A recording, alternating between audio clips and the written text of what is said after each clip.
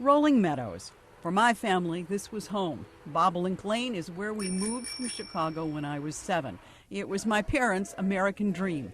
Today, a few old friends remain, but according to Roger Valdez of the Cook County Sheriff's Office, gang members now also live in and around here too. We have a large section of Latin Kings and Surenos. We are out on patrol with Valdez and Larry Rivlin, who have seen Chicago gangs encroach on neighborhoods from Palatine to Arlington Heights, Morton Grove to Schaumburg. Our Vice Lords, our GDs, our Four Corner Hustlers, Black Pea Stones, but they have small pockets, not enough to actually show resistance to these two large groups, the Latin Kings and the Surenos. The Surenos are an offshoot of the Mexican Mafia. In the colonial apartments on Algonquin Road, on the border between Mount Prospect and Rolling Meadows, members are easy to find.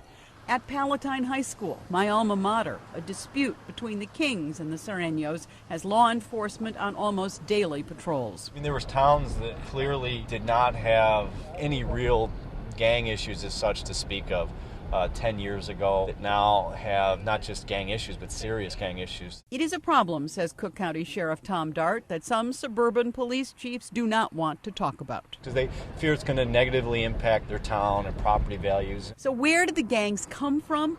In part, says Cook County Gang Crimes Commander Derek Carey, from the CHA. In the past, we have had some incidents in some of the, I want to call it, some of the more elite suburbs financially.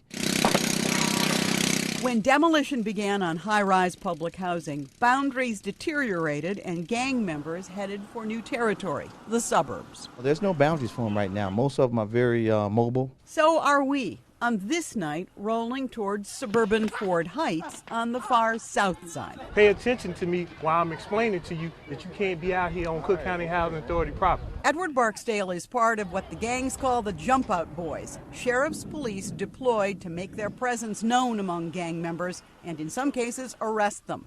To frustrate police, gang members dress alike. They do that because it's hard to identify who the sellers are. It's 80% of the people in the area right now dressed the same. It's not that gangs haven't always had some suburban base, but now, at least according to the Cook County Sheriff's Office, their numbers are expanding and changing the makeup of some towns and villages. Growing up, as children, many of us believed that we would always have a safe place to live and someone to care for us. It was true for me growing up here on Bobolink Lane, and despite the presence of gang members just a couple of miles away at the Colonial Apartments, it remains the hope of kids who live there too. They want the American dream, and that's why they're here. So your job is to make sure that these kids grow up well and not in trouble. Yes. And aren't victimized by the gangs who may be here exploiting them. Correct.